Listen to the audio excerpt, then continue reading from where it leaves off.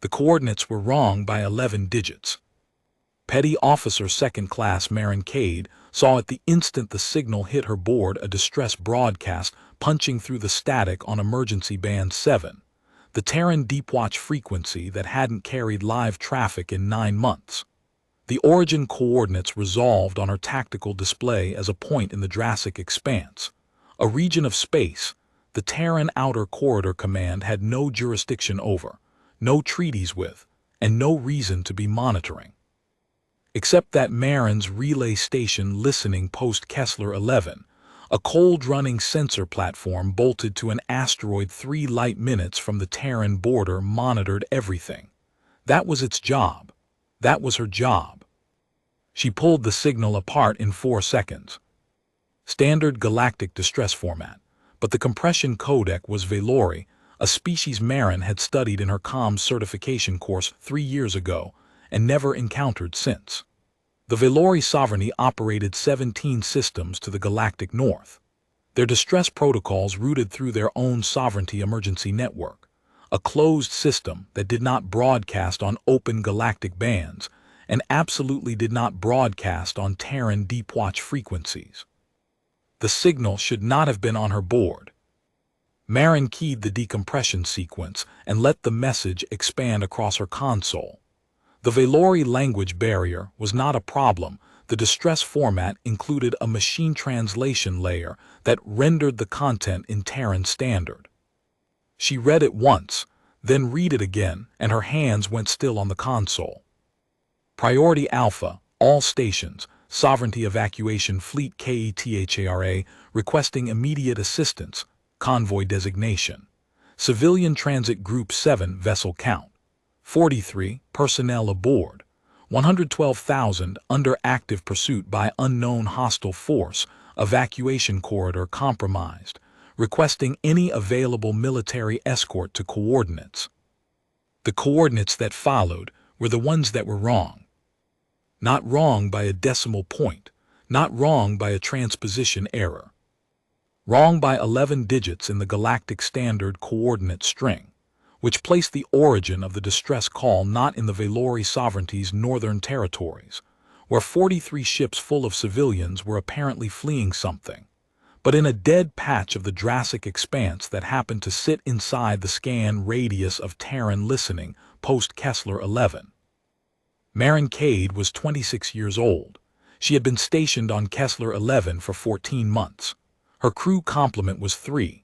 Herself, Chief Petty Officer Darren Rowe, who ran the sensor arrays and was currently asleep in the forward bunk compartment, and Lieutenant Commander Alexei Petrov, the station's commanding officer, who was running a diagnostic cycle on the water recycler 2 decks below. Kessler 11 was not a warship. It was not a patrol vessel. It was a listening post the size of a municipal bus, anchored to a rock, staffed by 3 people who spent most of their shifts watching signal traffic that belonged to other species, and logging it in databases that nobody on Earth would read for months. But the signal was on her board, and the signal said 112,000 people. She hit the internal comm, Commander Petrov. 3 seconds of silence, then Petrov. Sir, I have a priority Alpha distress broadcast on band 7. Valori origin, 43 civilian ships under hostile pursuit, 112,000 personnel. The coordinates are wrong. They've punched through on our frequency due to a routing error in their origin string. The signal was not intended for us. Intended for who? Their own sovereignty emergency network, sir. The coordinate error put the broadcast on an open galactic band instead of their closed system. We caught the side lobe. Silence. She could hear the water recycler humming through the comm link. 112,000, Petrov said. Yes, sir. Put it on my display. I'm coming up. She routed the signal to the command console. While she waited for Petrov to climb the ladder from the recycler bay, she did what her training told her to do. She ran a signal path analysis. The distress broadcast had not taken a clean route to her console. It had bounced. The Velori comms officer aboard the lead evacuation ship. The signal header identified the vessel as the VSS Cathara, a sovereignty fleet carrier repurposed for civilian transit, had transmitted the distress call on the sovereignty's encrypted emergency band, aimed at 3 specific relay stations in Velori territory. That was the intended path. But the coordinate error in the origin string had corrupted the routing header. Instead of staying on the sovereignty's closed network, the signal had leaked onto the open galactic emergency band, the universal frequency that every species monitored but nobody owned. From there, it had hit a chain of unmanned relay buoys scattered across the Jurassic expanse, each one boosting the signal and passing it along to the next. The relays were old pre-war galactic compact infrastructure that nobody maintained anymore. They didn't check routing headers. They didn't verify coordinates. They received, they amplified, they forwarded. That was all.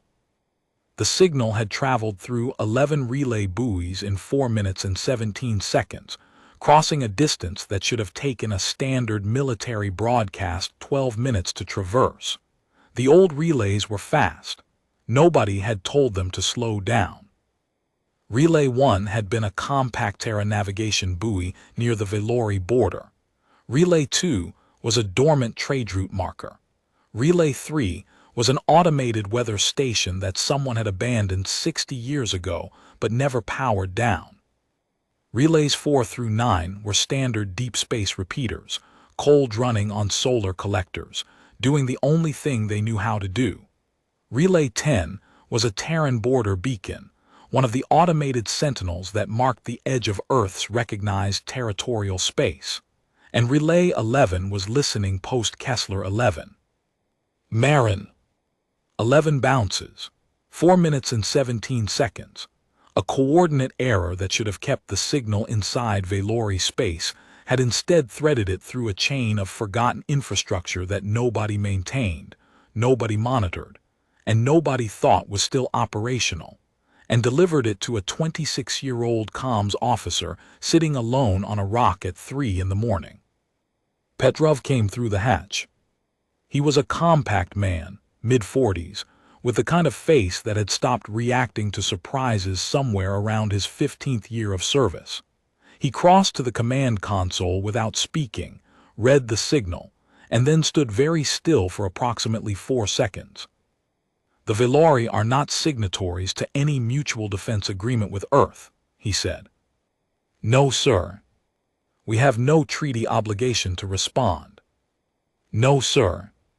The signal was not aimed at us. No, sir. It was a routing error, 11 digits off in the coordinate string. The signal bounced through old compact relay infrastructure and ended up on our board by accident. Petrov looked at her. 112,000 civilians. Under active pursuit, the signal mentions an unknown hostile force. No identification of the pursuers. When was this transmitted? Marin checked the timestamp. 14 minutes ago. Accounting for relay delay and propagation time, the situation at the convoy's actual location is approximately 18 minutes old. Petrov moved to the command console and sat down. His fingers were already on the keyboard. We're a listening post. We don't have weapons. We don't have engines worth mentioning. We can't go to them. No, sir. But we can relay. Marin felt the shift. It was a small thing, a change in the set of Petrov's shoulders, a tightening of his jaw that she had learned to read over 14 months. He was no longer processing. He was deciding. Open a priority channel to Terran Outer Corridor Command. Flag at Omega Civilian Mass Casualty Event. Foreign National Immediate Response requested. Relay the Velori distress broadcast in full. Append our signal path analysis showing the routing error and the correct coordinates.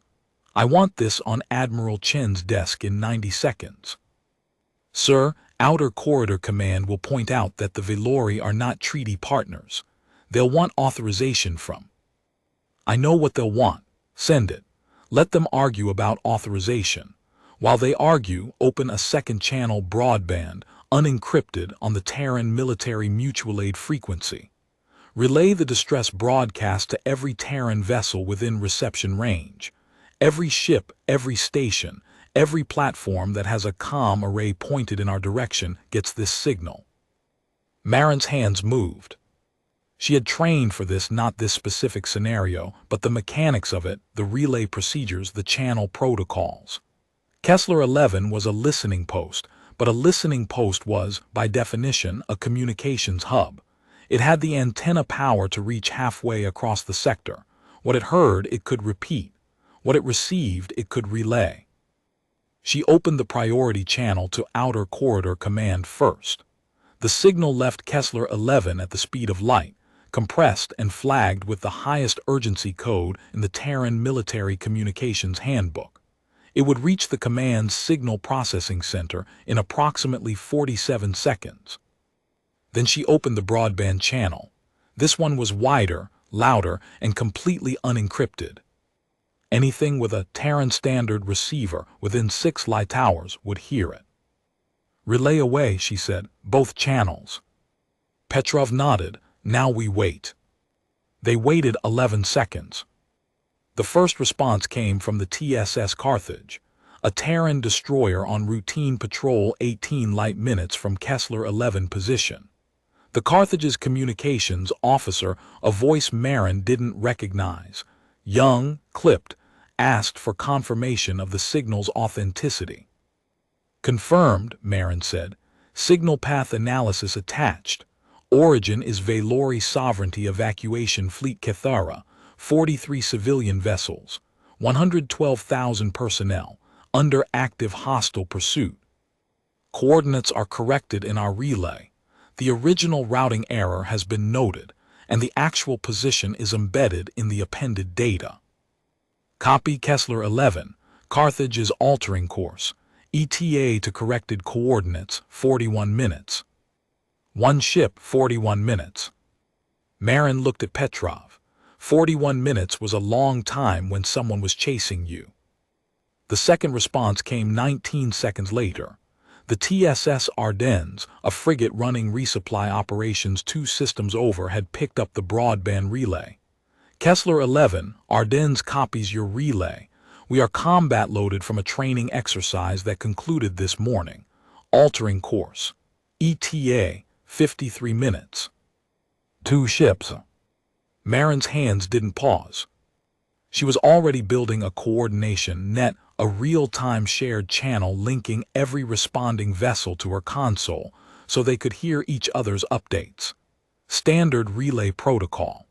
The kind of thing comms officers practiced in simulation and rarely executed for real. The third response came from a source she did not expect. It was not a ship.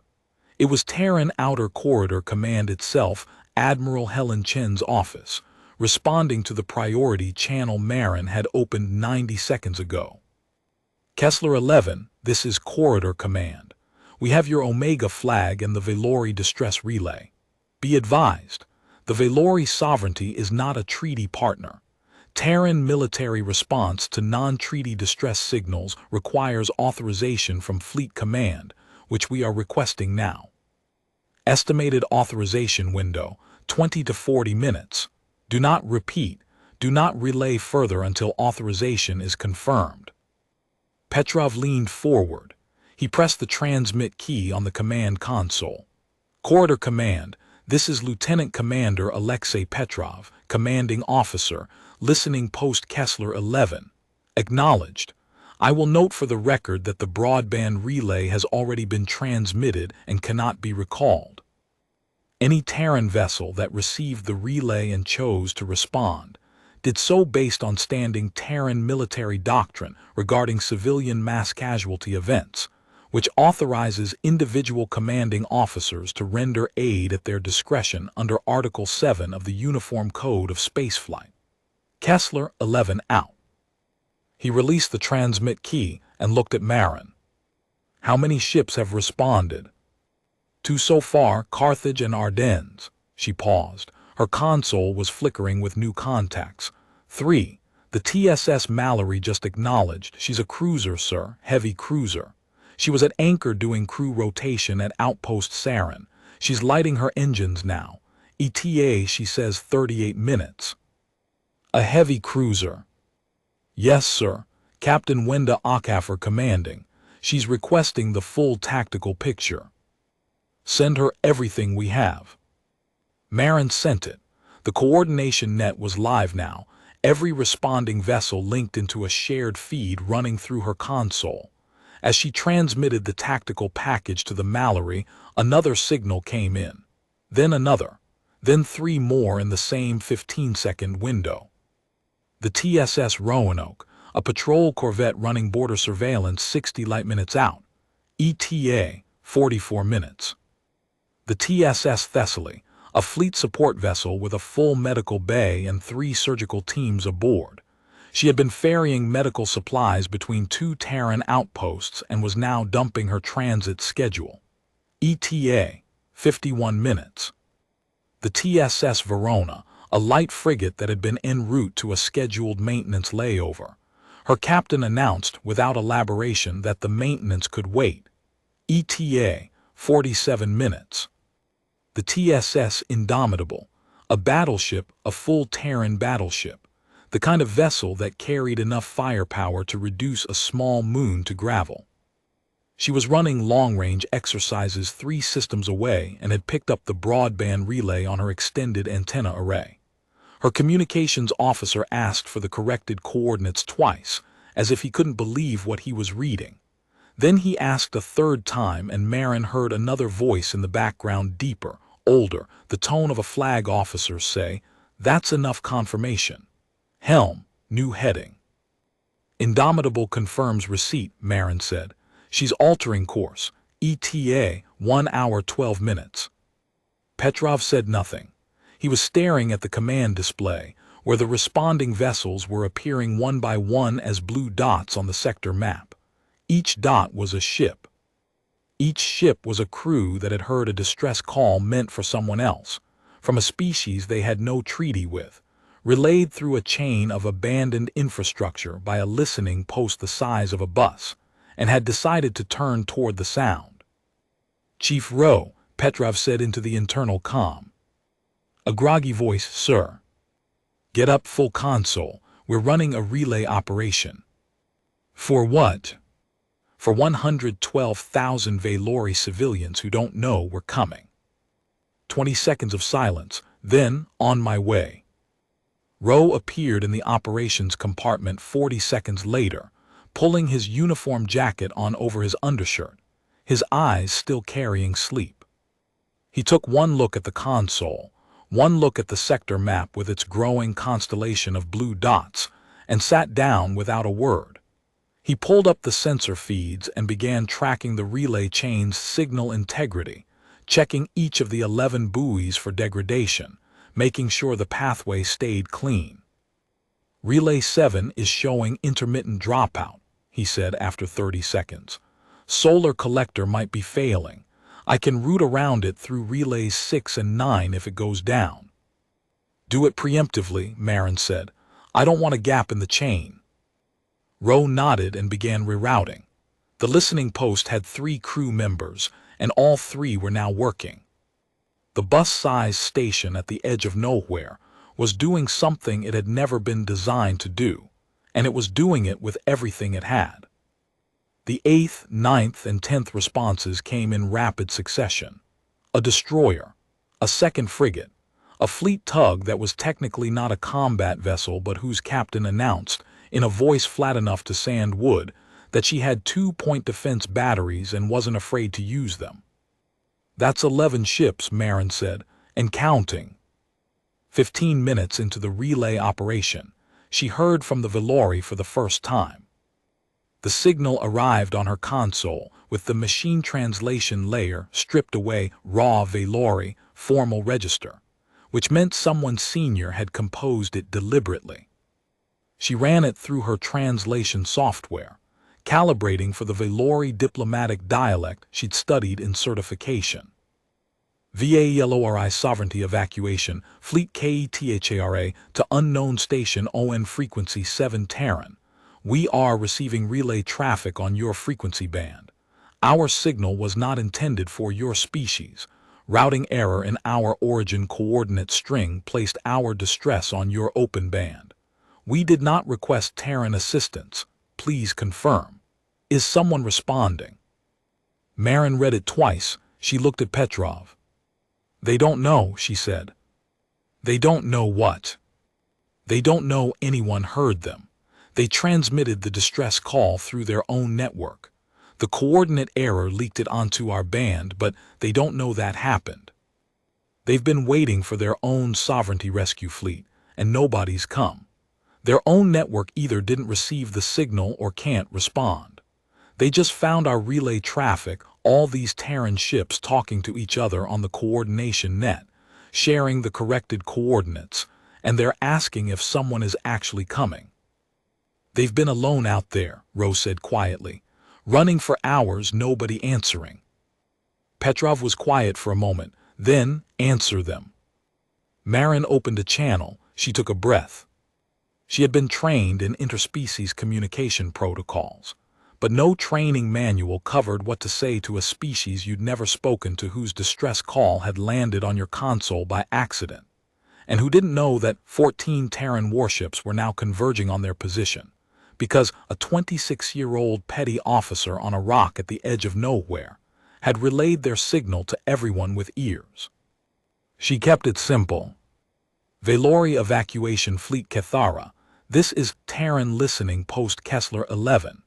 Your distress signal was received on our emergency monitoring frequency due to a coordinate string error in your broadcast origin. The error caused your signal to propagate through unmanned relay infrastructure and reach our station. We have relayed your distress call with corrected coordinates to Terran military vessels in the sector. Multiple ships are responding. Current count, 14 vessels en route. Nearest ETA, 26 minutes. We are aware your signal was not intended for us. We are responding anyway. She released the transmit key. The message left Kessler 11 at the speed of light, headed for a convoy of 43 ships full of civilians who were running out of escort protection and had just discovered that someone they never called was coming. The reply took 91 seconds. Terran Station KESSLER 11. This is Fleet Commander VARETH Sol of VSS KETHARA. Confirm. 14 Terran military VSSCLS are en route to our position. Confirmed, Marin transmitted. 14 vessels currently responding, with additional responses still arriving. Composition includes destroyers, frigates, a heavy cruiser, a fleet support vessel with medical facilities, and a battleship. We are relaying continuous position updates and hostile force data to all responding vessels. She paused, then added, Fleet Commander, please transmit your current tactical situation. Ship count, escort status, hostile force composition. Everything you can send will help us coordinate the response. The tactical data came back in a compressed burst. Marin unpacked it and felt her stomach tighten. The Valori convoy had started with 6 escort warships. They now had 3. The VSS Steadfast and the VSS Iron Reach had been destroyed 4 hours ago in a rearguard action. The VSS Clarity had been disabled and was being towed by a civilian freighter, her weapons offline, her crew evacuated to the transports. The 3 surviving escorts, the VSS Resolve, the VSS Temperance, and the VSS Cathara herself, were running a rotating screen behind the civilian convoy, trading fire with the pursuing fleet in shifts to keep the raiders from reaching the transport line. The hostile force was identified in the Valori data as a Daskiri raiding confederation, 17 capital ships and approximately 35 smaller combatants.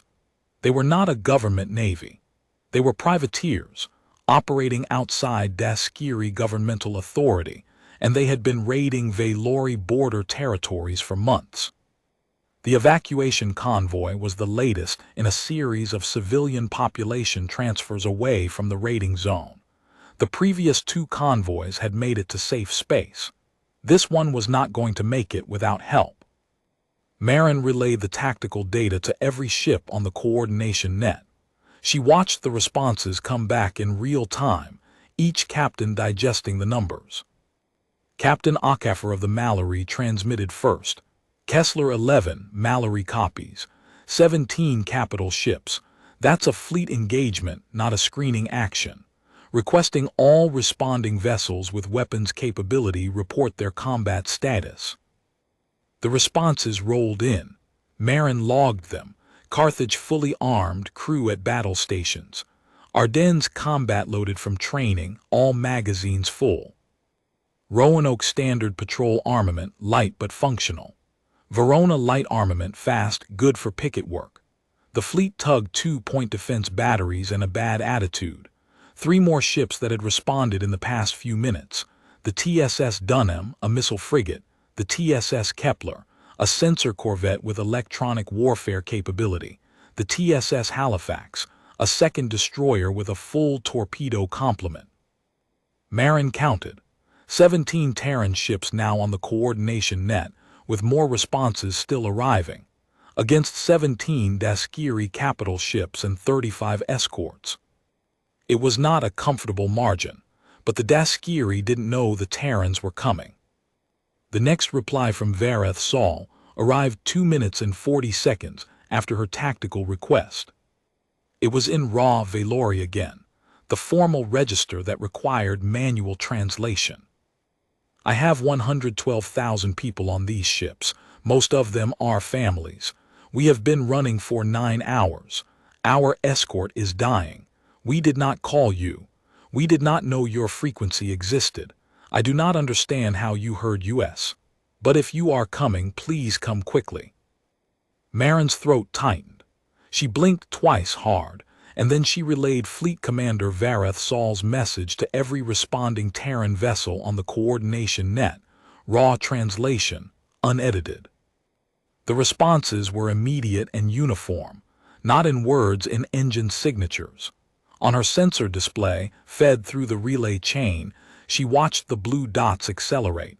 Every ship that could push harder was pushing harder.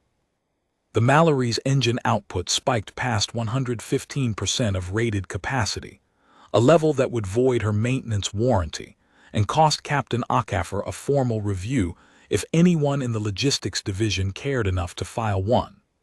The Carthage was running so hot that her reactor signature was visible on Kessler 11 long-range sensors from 18 light minutes away. The fleet tug had dumped her remaining cargo into space, 12,000 tons of machine parts drifting in a cloud behind her, and was now the fastest non-combat vessel in the sector. Nobody asked for authorization. Nobody checked with Corridor Command. Nobody requested confirmation that the Valori were worth saving. Marin kept the coordination net running. It was a sprawling thing now, 17 discrete communication links, each carrying position data, tactical information, and the kind of terse professional chatter that military crews defaulted to under pressure. She managed it the way she managed everything on the station, methodically, precisely, one signal at a time. Her secondary display showed the relay chain's health, 11 buoys and 1 improvised mining beacon, strung across thousands of kilometers of empty space, each one a fragile link in the chain that connected a battle she couldn't see to a rock she couldn't leave. Relay 3, the 60-year-old weather station, dropped out for 8 seconds. Marin's breath caught. 8 seconds of dead air on the fastest path between the convoy and the coordination net.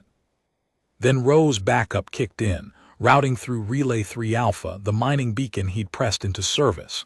The signal resumed. 8 seconds lost. Close one, Rose said. Too close. Can you boost the mining beacon's gain? I can try. It's not designed for this kind of throughput. I'm asking it to do the work of a military-grade relay with hardware built to track ore deposits. Ask nicely. Ro's fingers moved on his console. Done. Gain is up 14%. It won't hold forever, but it'll hold long enough. The convoy's updates kept coming. Marin read each one as it arrived, translated it, and pushed it to the coordination net. The updates painted a picture that got darker by the minute. The Velori escorts were trading positions, one ship screening while the other fell back to cool its weapon systems, then switching. It was a textbook delaying action, the kind of maneuver that military academies taught as a last resort. It worked when you had reserves coming. The Velori didn't know they had reserves coming. Then, between updates, something else came through the relay chain. It was not a military signal. It was a civilian broadcast from one of the Velori transports, Transport Cathara 12, a passenger vessel carrying approximately 3,000 evacuees. The broadcast was not aimed at anyone in particular. It was a general channel transmission, the kind of thing that leaked onto open frequencies when a ship's communications officer was too exhausted or too frightened to maintain proper channel discipline. The broadcast was a voice, a Velori woman, her tone low and controlled in the way that people are controlled when they are managing their fear one sentence at a time. She was speaking to the passengers aboard her ship. Attention all passengers aboard Transport Cathara 12. This is Communications Officer Delath. We are maintaining course and speed. Our escort vessels are engaged with the pursuing force. Please remain in your assigned compartments. Keep personal belongings secured. Families with children under 10 standard years are reminded to keep emergency breathing masks within arm's reach. We are expecting assistance. We are expecting assistance. She said it twice. Marin noted the repetition. It was not a reassurance, it was a prayer. Marin relayed the civilian broadcast to the coordination net without commentary. She heard, in the seconds that followed, the Mallory's engine output spike another 2%. She heard the Carthage's helm officer report a new top speed that exceeded the ship's rated maximum by 11%. She heard the captain of the fleet tug say one word, faster, and then nothing more. 19 minutes into the operation, the situation at the convoy deteriorated sharply. Marin received the update from the Cathara on the open channel. Machine translated this time. Vareth Saul's communication staff were too busy to compose formal messages anymore. VSS Resolve destroyed, escort REDUCED to 2, hostile fleet range now 8,000 kilometers. Civilian transports cannot increase speed. 3 transports reporting engine failures. We are slowing to match. We will not reach the VAELORI border in time. Below that, a second line from Fleet Commander Vareth Saul, unencrypted on the open channel. To the Terran ships, we have 20 minutes before they reach the civilian line. After that, I cannot guarantee the safety of anyone on these transports. 20 minutes, 112,000 people. 2 escort ships left against 17 capital ships closing. Marin relayed it. She did not add commentary. The numbers were the commentary. She watched her coordination net and counted the seconds between updates, and she kept the relay chain clean, and she managed the frequencies, and she did her job. Ro looked up from his sensor feed. Relay 7 failed, rerouted through 6 and 9, chain is holding. Thank you, Chief. Relay 3 is getting wobbly too. That abandoned weather station is running on 60-year-old solar panels. If it drops, we lose the fastest path from the convoy to our board. Can you find an alternate? Ro studied his display. There's a dormant mining beacon at coordinate set 447. It's not in the official relay registry, but it's broadcasting a carrier tone, which means it has power. If I can handshake with it and add it to our chain. Do it. Ro's fingers moved. 40 seconds later, mining beacon is live, handshake complete. I've inserted it as Relay 3 Alpha. If the weather station drops, we switch automatically. Good work. The relay chain held. The signals kept flowing. Marin kept relaying. Outer Corridor Command came back on the priority channel. Kessler 11, this is Corridor Command. Authorization from Fleet Command is approved. Terran military response to the Valori distress signal is authorized under Emergency Protocol 17. All responding vessels are cleared to engage hostile forces in defense of the civilian convoy. Corridor Command is designating this operation as Operation Wayward Signal. Corridor Command out. Petrov's expression did not change. 23 minutes to get authorization for something that was already happening. At least they approved it, Marin said. Yes, at least they did that. On the Valori convoy, Communications Officer Delath aboard Transport Cathara 12 was on her 22nd hour of duty. She had listened to 3 escort ships die in sequence. She had announced each loss to passengers who already knew, because the shudder of weapons fire reached through the hull plating before any words could. She had told families to keep emergency masks within reach. She had said, "We are expecting assistance," twice, and meant it less each time. Then she heard Marin's broadband relay. It came in on the open galactic band, a Terran standard signal, encrypted with a military handshake protocol that Delath's translation software had to work to decode. When the translation resolved, she read it 3 times. Then she keyed the intercom and announced, in a voice that cracked on the second word, "All passengers. Terran military vessels are inbound. 14 ships. Repeat, 14 ships are coming." The sound that came from the passenger compartments was not a cheer. It was something lower, something that came from deeper in the chest, the sound that 112,000 people make when they have been running for 9 hours in the dark, and someone turns on a light. 26 minutes after Marin's initial relay, the first Terran ship arrived at the convoy's position. It was the TSS Carthage. Her commanding officer, Commander Lucas Bryn, transmitted to the coordination net the moment his ship dropped out of faster-than-light transit at the corrected coordinates. His voice carried the calm of a man who had already decided what he was going to do and was simply executing. Kessler 11, Carthage is on station. I have visual on the Valori convoy. 43 civilian transports in loose formation. 2 escort vessels, both showing battle damage. Hostile fleet, I count 17 capital ships and approximately 33 smaller combatants. Revised number 2 escorts down since last report. The hostile fleet has split into 2 prongs. Lead prong is 9,000 kilometers from the civilian line and closing. Carthage is engaging lead prong now. 1 destroyer against 17 capital ships. Carthage, Kessler 11 copies. Be advised, TSS Mallory ETA 4 minutes. TSS Roanoke ETA 7 minutes. TSS Ardennes ETA 9 minutes. You will not be alone for long. Understood. Tell them to hurry. Carthage, moving to intercept position between lead prong and the civilian transports. We will hold as long as we can. Marin relayed the Carthage's engagement to the Valori open channel. She also relayed it to Corridor Command, to the Indomitable, to every vessel still en route, because the ships that were farthest away needed to know that the situation was now active, that real fire was being exchanged, that the window was closing. The relay chain was doing what relay chains do, carrying information in every direction at once, letting everyone with ears know what was happening and where. The response from the Cathara was immediate, a single line, no formal register, no diplomatic protocol. A Terran ship is here. A Terran ship is fighting for U.S.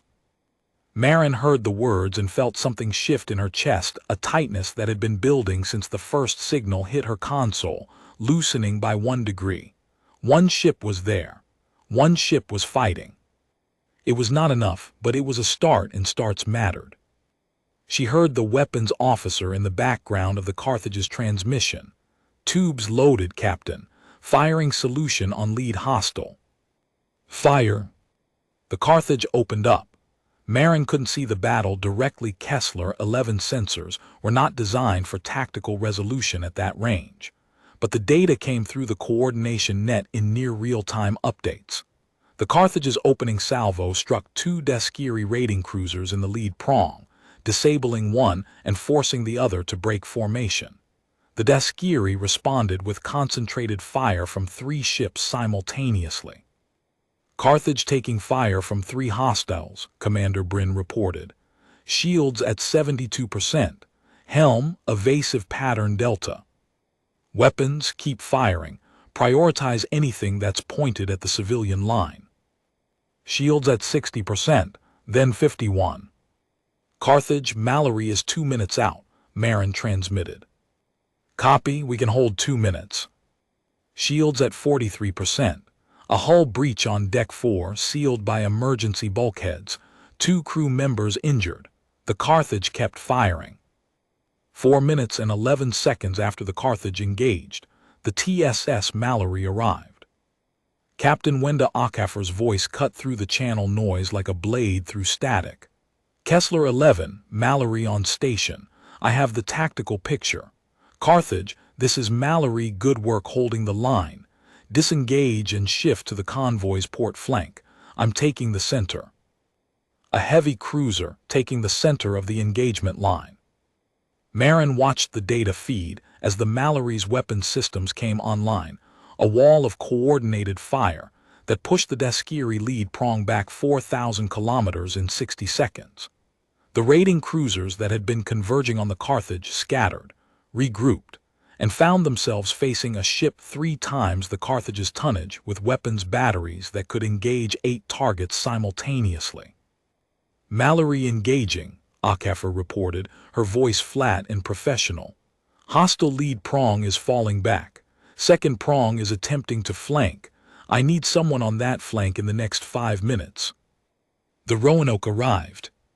She was a patrol corvette, lightly armed compared to the Mallory, but her captain Lieutenant Commander Des Patel put her directly in the path of the flanking prong and opened fire without preamble.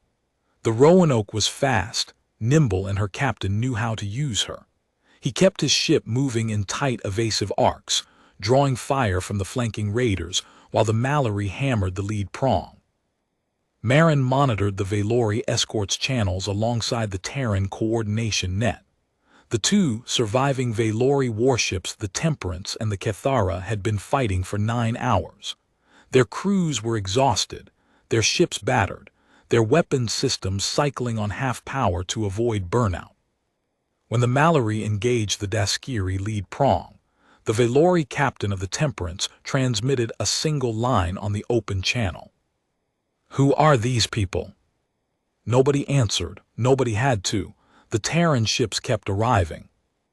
The Ardennes came next, her captain positioning her between the Roanoke and the civilian convoy's starboard flank to cover the gap. Then the Verona, light and fast, running picket duty along the convoy's rear to catch any Deskiri scouts trying to circle behind. Then the Dunham, the missile frigate, whose captain announced her presence by putting a full spread of long-range torpedoes into the Deskiri formation center of mass. The detonations, according to the Mallory's sensor feed relayed through Marin's console, destroyed 2 Deskiri corvettes outright and forced the flagship to break its attack run. The Kepler, the sensor corvette, arrived 34 minutes into the engagement. She was not a heavy combat vessel, but she carried something the other ships didn't, an electronic warfare suite that could jam enemy targeting systems and disrupt fleet-level communications. Within 2 minutes of arriving, the Kepler had blanketed the Deskiri fleet's coordination frequency with interference, forcing their ships to operate independently instead of as a unified force. The Deskiri formation, which had been a disciplined hunting pack for 9 hours, fractured into individual ships making individual decisions, each one suddenly alone against a growing number of Terran warships that were very much not alone. Marin relayed everything: ship arrivals, tactical updates, damage reports, medical coordination. Her console was running at capacity, every channel active, every relay path carrying data. Rowe was managing the relay chain beside her, swapping out failing buoys, rerouting signals, keeping the information highway between the battle and the rest of the sector intact. Petrov was coordinating with Corridor Command, which had now fully embraced Operation Wayward Signal and was providing long-range sensor data from its own assets.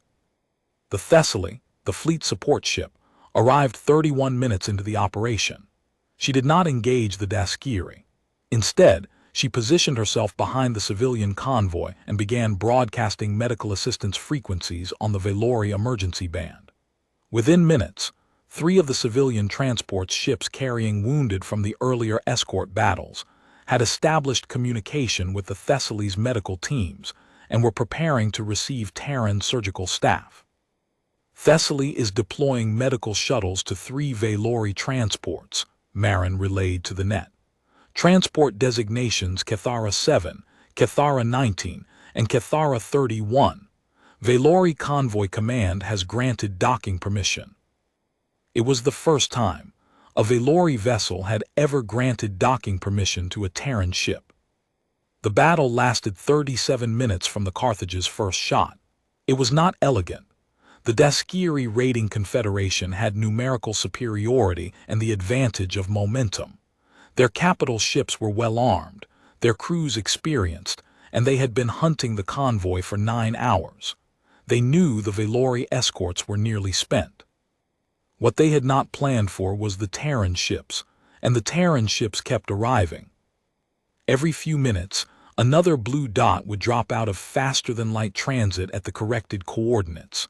Another ship, another crew, another captain who had heard a distress call on a broadband relay from a listening post at the edge of nowhere and had turned toward the sound. By the time the battle reached its peak intensity, 21 Terran vessels were on station: destroyers, frigates, corvettes, a heavy cruiser, a fleet tug with 2-point defense batteries, a sensor corvette running electronic warfare, and a fleet support ship with its medical shuttles already docked with Velori transports. The tipping point came when the TSS Indomitable arrived. A Terran battleship was not a subtle instrument. The Indomitable was 1,100 meters long, crewed by 3,000 personnel, and armed with weapons systems that had been designed to counter fleet-scale threats. When she dropped out of transit at the edge of the engagement zone, every sensor operator in the Daskiri fleet would have registered her arrival as a single, impossibly dense mass of reactor output and weapons signatures, a reading that did not correspond to any vessel in the Daskiri threat assessment database, because the Daskiri had never planned to fight Terran warships. They had come to kill a civilian convoy. The Daskiri flagship began transmitting withdrawal orders within 40 seconds of the Indomitable's arrival. The raiding fleet broke. Not all at once. Some of the smaller combatants tried to press the attack, either because they hadn't received the withdrawal order or because they were too committed to disengage. The Roanoke and the Ardennes spent another 12 minutes running them down, disabling 3 and driving the rest into retreat. But the capital ships withdrew. The civilian convoy was no longer under fire. 112,000 people were alive. On the open Velori Channel, Communications Officer Delath aboard Transport Cathara 12 made one final announcement. Her voice was steady this time. She did not crack. All passengers, the hostile fleet has withdrawn. Our escort is secure. Terran military forces are holding the corridor. We are safe. Then she cut the channel, and Marin heard nothing more from Cathara 12 for a long time. Later, in the after-action report, Marin learned that Delath had put down her headset after that announcement, walked to the nearest passenger compartment, sat down on the floor among the families she had been talking to for 9 hours and cried. The passengers around her did not move away. They sat with her. A child 4 standard years old, Velori, gray-blue skin like her parents, climbed into Delath's lap and put both hands on the communications officer's face, the way Velori children do when they want someone to stop being afraid. Marin sat at her console and listened to the silence that followed the last weapon's discharge. It was not true silence. The channels were full of coordination traffic, damage reports, medical requests, docking authorizations. But the shooting had stopped. The hostile fleet was retreating. The convoy was safe. She was tired. She had been at her console for 3 hours and 41 minutes without standing. Her back ached from the rigid posture she'd held over the console. Her eyes were dry from staring at signal displays. The coffee she had made at the start of her shift was cold in its cup at the edge of her console, untouched since before the first signal had arrived. She picked it up and drank it anyway. It was terrible. Fleet Commander Vareth Saul's transmission came through 41 minutes after the Daskiri withdrawal. It was addressed directly to listening post Kessler 11, not to the Mallory, the Carthage, the Indomitable, not to the warships that had fought and bled to protect his convoy. To Kessler 11, to the relay point, to the hinge. The message was in formal Valori, composed with care. Marin took her time translating it. She wanted to get it right. Terran listening post KESSLER 11. This is Fleet Commander VARATH Sol, Sovereign VALORI Evacuation Fleet KETHARA. I am transmitting this on your frequency, because your frequency is the one that saved US. We sent our distress call to the Sovereignty Emergency Network. The network did not respond. We do not know why.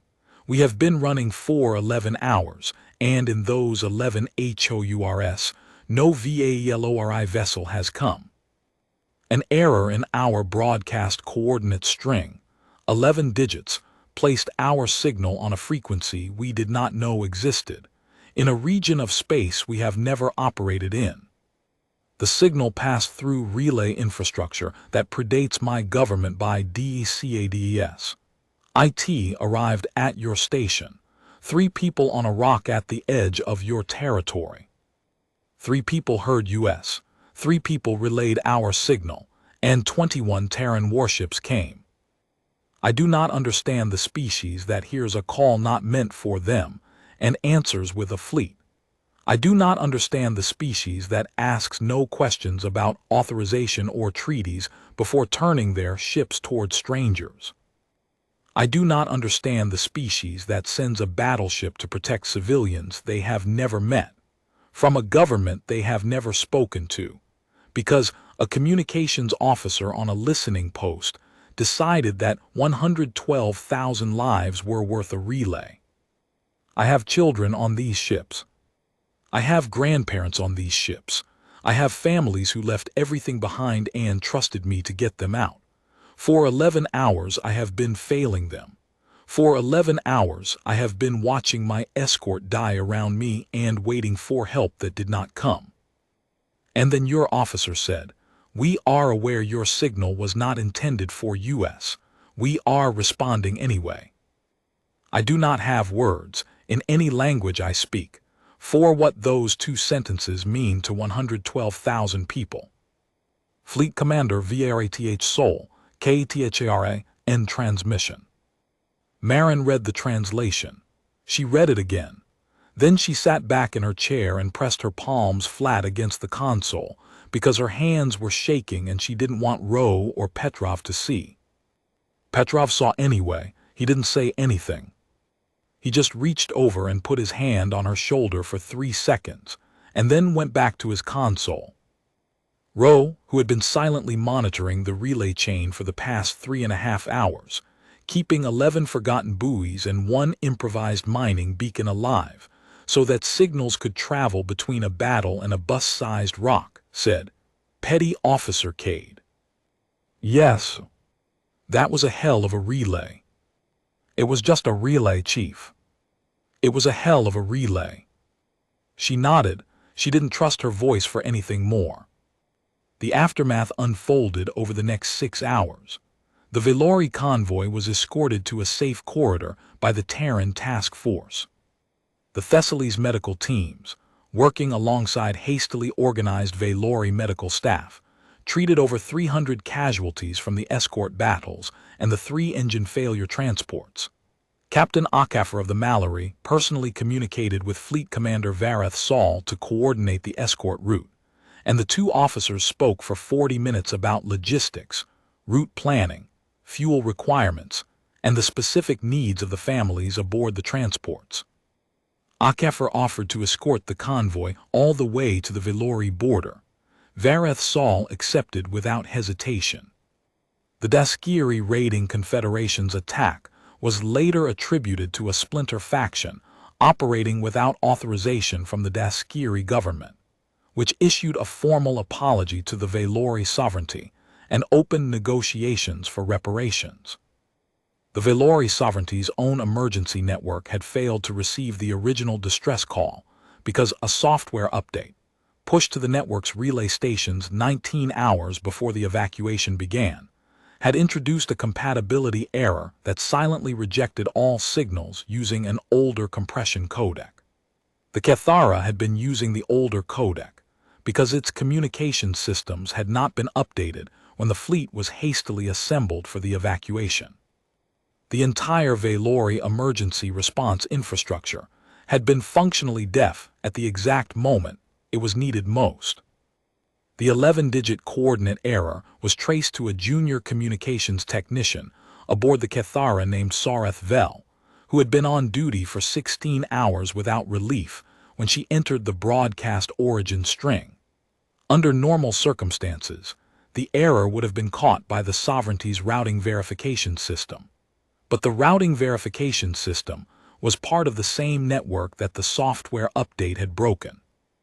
The error passed unchecked. The signal leaked onto the open galactic band, and the old relay chain did the rest. Sareth Vel later said, in a statement that was widely circulated in Velori media, that she had spent 17 days after the evacuation unable to sleep, because she believed her mistake had endangered the convoy. When she learned that her mistake was the reason the signal had reached the Terrans, that the 11 digits she'd entered wrong were the 11 digits that saved 112,000 lives, she did not know how to process it. The Velori did not have a word for an error that becomes a salvation. They would invent one. They called it Velcathara, Sareth's name, paired with the ship that carried the families. The term entered the formal diplomatic lexicon within a year. In the days that followed, Marin received messages. Some came through official channels, commendations from Fleet Command, a formal acknowledgement from Corridor Command that carefully omitted any mention of the authorization delay, a notification that Operation Wayward Signal would be entered into the Terran Outer Corridor Command's operational history as a case study in relay coordination under non-treaty conditions. Some came through unofficial channels. Commander Bryn of the Carthage sent a 2-line message. Good relay, Kessler 11.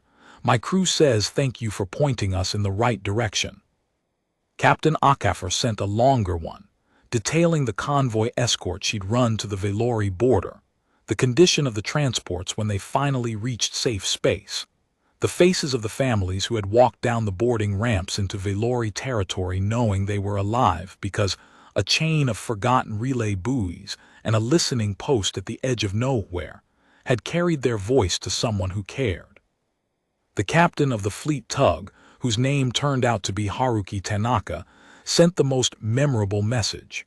It read, I dumped 12,000 tons of precision machining equipment into the void to make my tug go faster. My logistics officer is still filling out the lost paperwork.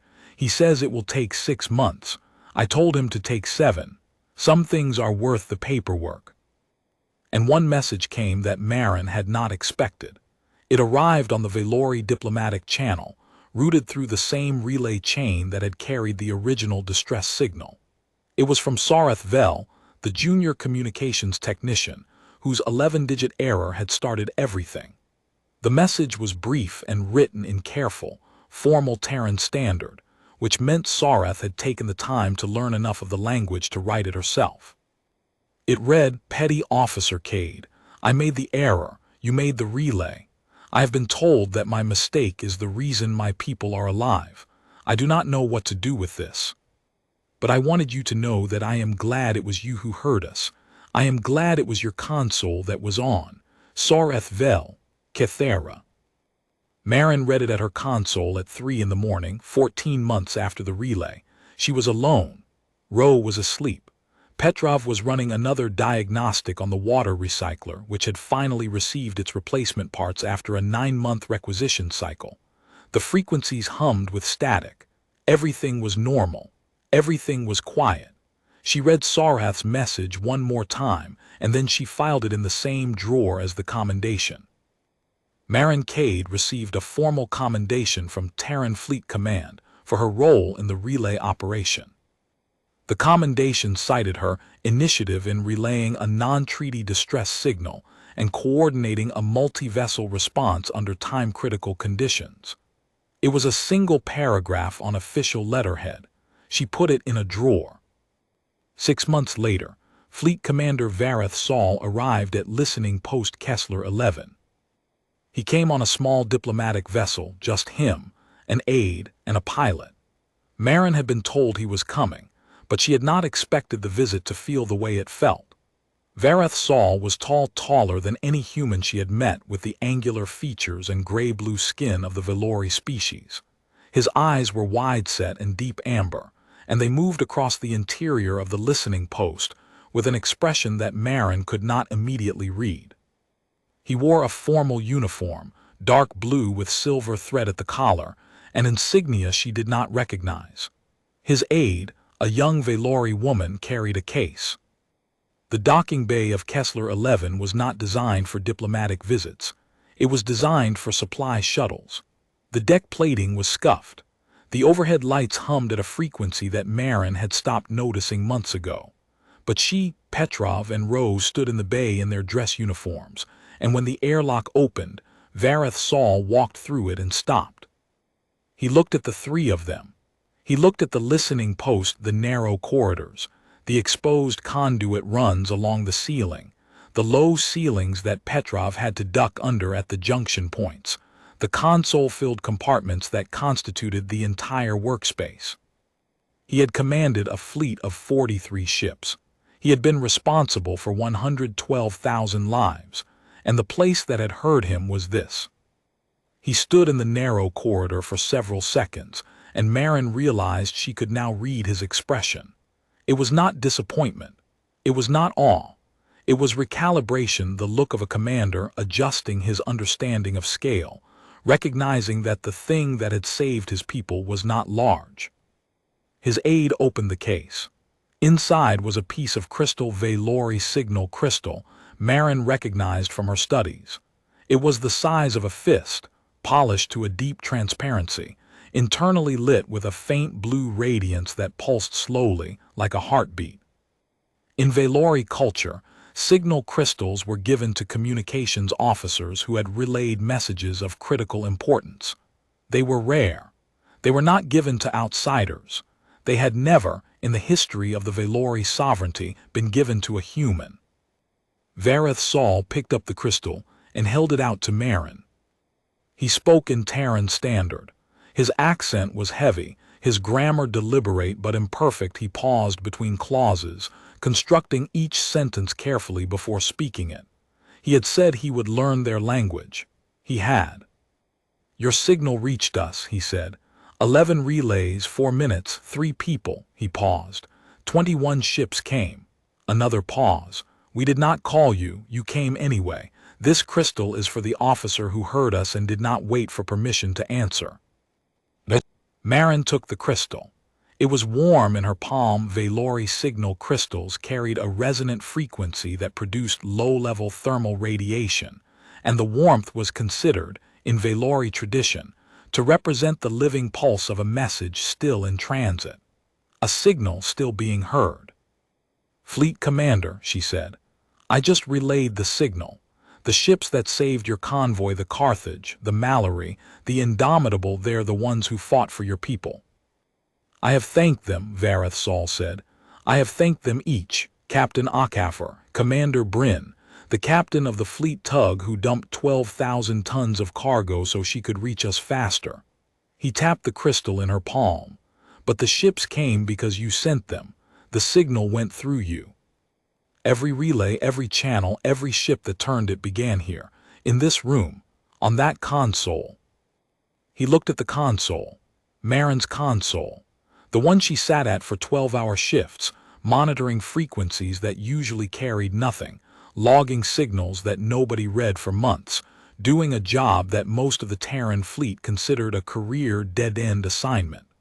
The cup of terrible cold coffee was still on the edge, next to the headset cradle. I have 112,000 people who are alive because your console was on, Vareth Sol said. Because you were listening, because your species does not wait to be asked. He held her gaze for a long moment. Then he inclined his head, a slow, deliberate Valori gesture of respect, and turned back toward the airlock. His aide paused at the threshold.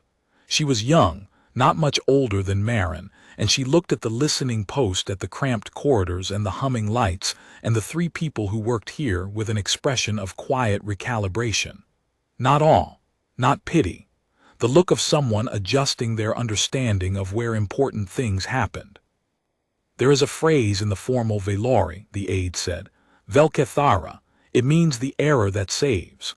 Fleet Commander Saul proposed the term to the Sovereignty Council as a formal addition to the diplomatic lexicon, a word for the rescue that comes from the wrong direction, through the wrong channel, from the species that was never called. She glanced at the crystal in Marin's hand. The council approved it unanimously. The lexicon entry cites your station by name. Then she followed Vareth Sol through the airlock, and the diplomatic vessel undocked, and listening post Kessler 11 was quiet again. Marin put the crystal on her console, next to the cold coffee. It cast a faint blue glow across the signal displays, pulsing with its slow, steady rhythm. Ro looked at it. You know what that's worth. It's not about what it's worth, Chief. I know, I'm just saying. Petrov was already back at the command console. He had a diagnostics report to finish on the water recycler. The recycler had been acting up for 3 weeks, and the parts requisition was still pending approval from Outer Corridor Command's Logistics Division, which processed equipment requests on a 45-day cycle and did not expedite for listening posts. The station was quiet. The frequencies hummed with the low static of deep space. Somewhere out in the dark, the old relay buoys were still running cold, unmanned, solar-powered, doing the only thing they knew how to do, receiving, amplifying, forwarding. One of them was a 60-year-old weather station that nobody had turned off. One was a mining beacon that Ro had pressed into service on the fly. All of them were still listening. Marin Cade put her headset back on and turned to her console. There were signals to monitor. There were frequencies to watch. There was a job to do, and the job was simple. You listened. You heard. And when someone was calling for help, even if they weren't calling for you, you answered.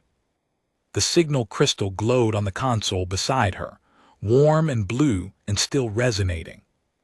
She listened.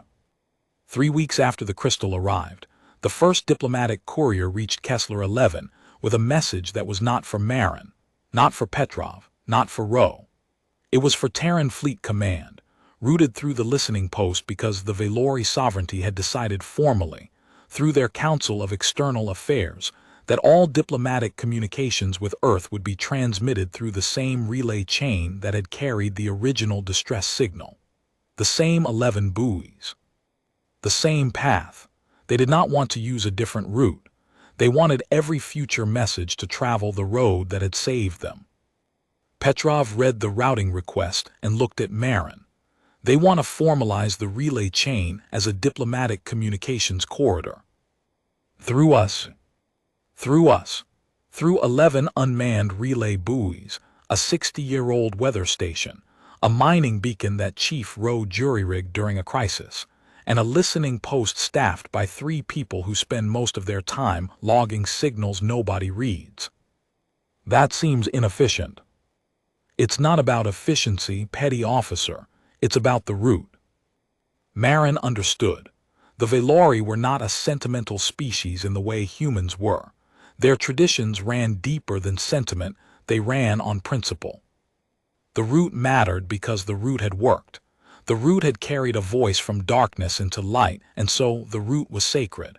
You did not abandon sacred routes. You maintained them.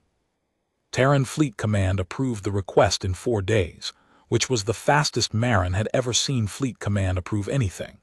The approval came with a logistics package, maintenance drones for the relay buoys, a power upgrade for Relay 3, the ancient weather station that had nearly failed during the operation, and a formal redesignation of the chain from unmapped legacy infrastructure to diplomatic relay corridor Velkethara. The name was the Velori's choice.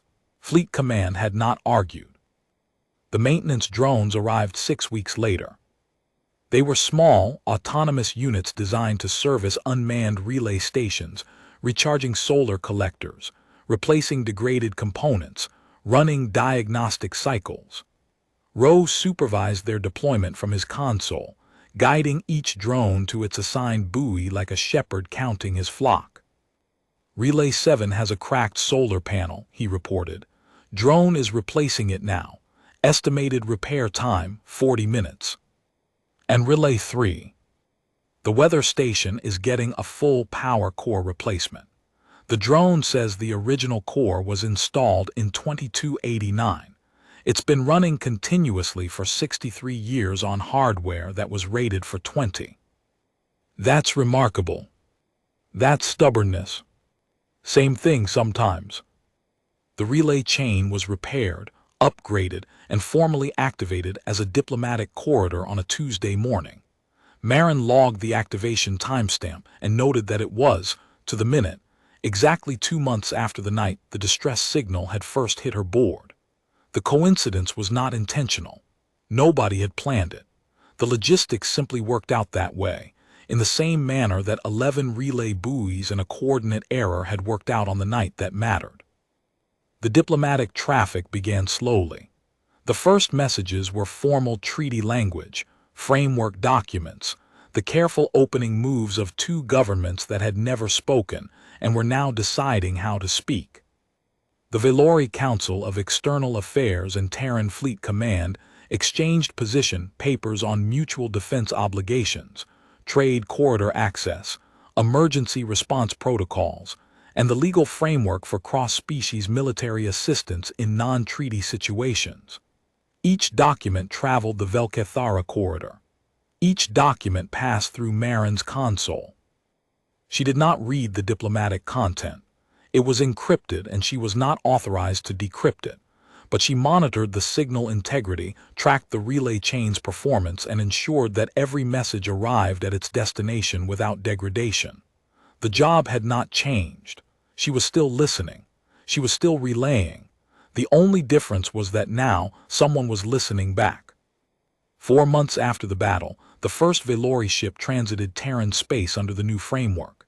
It was the VSS Temperance, one of the 2 escorts that had survived the running battle with the Deskiri raiders. She had been repaired, refitted, and reassigned as the Velori sovereignty's first diplomatic escort to Terran territory. Her captain, a Velori officer named Keseth Drell, had been on the bridge of the Temperance during the battle. He had watched 3 of his fellow escort captains die. He had watched Terran destroyers drop out of transit and place themselves between his convoy and the guns that were killing it. The Temperance passed within 400 kilometers of listening, post Kessler 11 on her way to the Terran diplomatic station at Outpost Sarin. Captain Keseth Drell opened a direct channel to Kessler 11 as he passed a brief, unscheduled communication that violated at least 2 diplomatic protocols and approximately 5 Velori naval regulations. Listening post Kessler 11, he transmitted. This is VSS Temperance. We are transiting your sector en route to Outpost Sarin. I wanted you to know that we are here, that we pass through your space, and we are well, and that the families we carried, the ones you heard that night, they are home. Marin acknowledged the transmission. Petrov pretended not to notice the protocol violations. Rowe checked the Temperance's signal strength on his sensor display, and quietly logged her transit as Allied diplomatic vessel, in a database category that had not existed until he created it 30 seconds earlier. The Temperance's transit was the beginning of something larger. Over the following months, Velori vessels became a regular presence in the sector. Not military incursions, diplomatic transits, trade missions, scientific survey ships. Each one routed through the Velkethara corridor. Each one passed near Kessler 11, and each one, without exception, opened a brief channel to the listening post as they passed. The messages were short, sometimes just a call sign and a greeting, sometimes longer. The captain of a Velori science vessel once transmitted a dataset of stellar observations from a region of Velori space that Terran astronomers had never been able to survey. No explanation, no request for reciprocation. Just data, offered freely, routed through the same relay chain that had once carried a cry for help. Marin cataloged each transmission. She built a log that grew thick with entries, ship names, transit times, messages received. The log was not required by any regulation. She kept it because the transmissions meant something, and things that meant something deserved records. 7 months after the battle, Marin received orders. They arrived through the standard Fleet Command personnel channel, a reassignment notification, the kind of message that career officers learn to read the way a weather station reads atmospheric pressure. Her tour on Kessler 11 was ending. 14 months had become 20, extended twice because of the diplomatic corridor operations, and Fleet Command had finally decided she needed a new posting. The assignment was the TSS Indomitable. Marin read the orders 3 times. The Indomitable, the battleship that had arrived at the convoy and broken the Daskiri attack with her presence alone. 1,100 meters of warship, 3,000 crew, a posting that was, by any measure, one of the most prestigious assignments a communications officer could receive. The orders noted, in the flat bureaucratic language of personnel management, that the Indomitable's commanding officer had specifically requested Petty Officer Cade for his communications department. The request had been filed on the same day that Operation Wayward Signals After Action report had been distributed to the fleet. The commanding officer had read the report, noted the name of the comms officer who had managed the relay operation, and submitted a personnel transfer request before the report's distribution list had finished processing. Petrov read the orders over her shoulder. His expression did not change, but something shifted in the set of his jaw, the same tightening she had learned to read 14 months ago, when he had decided to relay the Velori distress call. This time, the tightening was something else. Pride, maybe, or the satisfaction of a commanding officer who had trained someone well and was now watching them move to a place where the training would matter more. "The Indomitable," he said. "Yes, sir." "That's a good ship." "Yes, sir." "You'll need to pack." "I don't have much to pack, sir. This station is the size of a bus." "You have a signal crystal." Marin looked at the crystal on her console.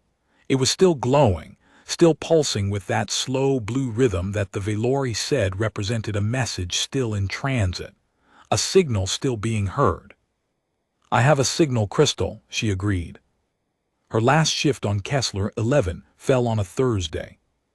She ran her final console check at 300 station time, the same hour the Velori distress signal had arrived, 7 months earlier. The frequencies were quiet. The relay chain hummed with its steady background traffic. The diplomatic corridor was carrying 3 encrypted messages from the Velori Council of External Affairs to the Terran diplomatic station at Outpost Sarin. Everything was nominal. Rowe was at his station, running diagnostics on the relay chain's newest edition, Relay 12, a purpose-built diplomatic relay buoy that Fleet Command had installed at the midpoint of the corridor 2 months ago. The buoy was modern, efficient, and reliable. Rowe privately admitted that he missed the days when the chain ran on improvised mining beacons and 60-year-old weather stations. There was something honest about it, he said, not looking up from his console. Jury-rigged equipment held together by willpower and signal spit. That's real engineering. Real engineering is the stuff that doesn't break, Chief. Real engineering is the stuff that breaks and you fix it at 3 in the morning while 100,000 people are counting on you. He paused. You did good here, Cade. You kept the chain alive, Chief. Without the relay reroutes, we'd have lost contact with the convoy at the worst possible moment. I kept some buoys running. You kept everything else running. The coordination net, the tactical feed, the Valori channel, all of it ran through your board. You managed 17 ships, 2 command structures, and an interspecies communications bridge on a console designed to log background static. He finally looked up. The Indomitable is lucky to get you. Marin did not respond immediately. She was looking at her console, the console that had been her entire professional world for 20 months, the scratched display panel, the headset cradle with the worn padding, the coffee cup ring stained into the surface beside the signal crystal. Every scratch and stain was a shift. Every shift was a watch. Every watch was a reminder that the job mattered, even when the frequencies carried nothing but static, because the one time they carried something more, she had been ready. Petrov came through the hatch at 400 for the informal change of watch that he insisted on conducting even though Kessler 11 crew was too small for formal watch rotations. He brought 2 cups of coffee. The coffee was terrible. It was always terrible. The station's water recycler had been repaired 4 months ago with the replacement parts that had taken 9 months to requisition, but the coffee still tasted like it had been filtered through recycler condensate. Marin suspected this was an inherent property of the station, rather than a mechanical failure. Last cup, Petrov said, handing her one. I won't miss the coffee, sir. Nobody misses the coffee, they miss the cup. They miss drinking it at 3 in the morning on a rock at the edge of nowhere, knowing that everything out there, he gestured at the viewport, at the stars, at the vast dark that Kessler 11 sat in like a lantern on a pier, everything out there is being heard. He sat down at the command console. Your replacement arrives at 800. Petty Officer 2nd Class Dara Mistrai. Good record. Solid comms fundamentals. She'll learn the rest the way you did, one shift at a time. Will you tell her about the relay chain? I'll tell her about the job. The relay chain is part of the job now. It wasn't when you arrived. It is because of what you did. Marin finished her coffee. She rinsed the cup in the station's small galley sink and set it on the drying rack beside 2 other cups, Rose and Petrov's. 3 cups, 3 crew. The entire complement of listening post Kessler 11. At 800, the supply shuttle arrived carrying Petty Officer Dara Mistrai and her transfer kit. Mistrai was 24, sharp-eyed, and she looked at the listening post with the same expression Marin had worn 20 months ago, the expression of someone who had expected something larger and was recalibrating. Marin spent 2 hours walking Mistrai through the console. She showed her the frequency monitoring protocols, the relay chain management procedures, the diplomatic corridor traffic patterns. She showed her the coordination net architecture that was still in place from Operation Wayward Signal, maintained, updated, but fundamentally the same framework Marin had built on the fly during the relay operation. She showed her the log of Valori transit communications, the growing record of ships that passed through the sector and greeted the station. They always hail us, Mistrai asked, reading through the log. Every time. It's not required by the diplomatic protocol. They do it because the route matters to them. Mistrai looked at the crystal on the console. Its blue glow pulsed in the station's dim lighting. What's that? A Valori signal crystal. Fleet Commander Varath Saul gave it to me. It represents a message still in transit. What message? Marin considered the question. She had thought about it many times in the months since Varath Saul had placed the crystal in her palm. A message still in transit, still being heard. What message? The one that says someone is listening, she said. She picked up the crystal and put it in her kit bag. The console looked bare without it, just displays, controls, and the ring stain from 7 months of coffee cups. Miss Dry would put her own cup there. She would make her own marks on the surface. The console would remember. Marin walked through the station one last time. The narrow corridors, the exposed conduit runs, the junction points where Petrov ducked his head, the bunk compartment where Rose slept between shifts, the water recycler bay where Petrov spent half his off-duty hours arguing with the plumbing. Every surface carried the quiet weight of 20 months of her life, not spectacular months, not dramatic months, except for one night when a signal came from the dark and everything changed. She paused at the sensor array junction, where Rose's console overlooked the relay chain status board. The board showed 12 green indicators, 12 buoys, all operational, all carrying traffic. The chain that had started as 11 forgotten pieces of infrastructure strung across empty space was now a formal diplomatic corridor, maintained by drones, monitored by 3 people, connecting 2 civilizations that had never spoken until a junior technician entered 11 wrong digits and a petty officer on a rock decided to answer. Roe was at his console. He did not look up as she passed. He did not say goodbye. He had said what he needed to say the night before, in the way that chief petty officers said important things briefly, precisely, and then not again. Petrov met her at the airlock. The supply shuttle was docked and waiting. Her kit bag was packed. The signal crystal glowed faintly through the bag's fabric. "Petty Officer Cade," Petrov said. "Sir?" "The Indomitable runs a tight communications department. You'll have a team of 12 under you. Bigger console. Better coffee, probably. Real assignments. Real traffic." "Yes, sir. But I want you to remember something." He paused, and the pause was not hesitation, it was emphasis. "You will serve on bigger ships. You will manage larger operations. You will sit at consoles that make this one look like a calculator, but the job never changes. The job is listening. The job is hearing. And when someone calls for help, the job is answering. Everything else, the equipment, the tonnage, the crew size, that's logistics. The job is what you did on that night, and the job is always the same." "Yes, sir, I understand." "I know you do. That's why the Indomitable asked for you." He extended his hand. "Good luck, petty officer." She shook his hand.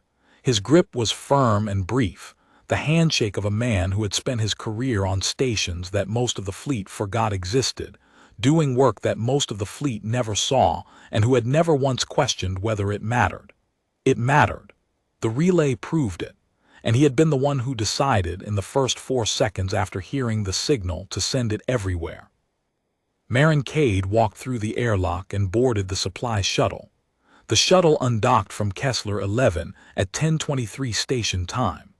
Through the viewport, she watched the listening post recede, a small, angular structure bolted to an asteroid, lit by running lights that made it look like a navigational marker. Which, in a way, it was. It marked the spot where a signal had arrived, where 3 people had decided to answer, and where the direction of 2 civilizations had changed, because a comms officer on a rock at 3 in the morning had said 7 words that would be quoted in diplomatic textbooks for a century. "We are responding anyway." The shuttle turned toward the inner systems, toward the Indomitable, toward the next posting and the next console and the next set of frequencies to monitor. Behind her, listening post Kessler 11 settled back into its routine. Petrov returned to the command console. Roe checked the relay chain. Miss Dry put her coffee cup on the console, in exactly the spot where Marin's had been, and put on the headset. The frequencies hummed. The relay chain carried its traffic. The old buoys maintained now, cared for, no longer forgotten, received, amplified, and forwarded. Somewhere in the chain, Relay 3, the 63-year-old weather station with its new power core, processed a diplomatic message from the Velori Council of External Affairs, and passed it along to Relay 4 without hesitation. It did not know what the message said. It did not know who had sent it or who would receive it. It did not know that it was part of something larger, something that had begun with an error and become a bridge. It was a machine. It did the only thing it knew how to do. It listened, it heard, it answered. And on the TSS Indomitable, 3 days later, Petty Officer Second Class Marin Cade sat down at a new console in the communications department of the largest warship in the Terran fleet. The console was modern, spacious, and surrounded by 11 other stations staffed by 11 other communications officers. The department hummed with professional activity. The coffee was significantly better.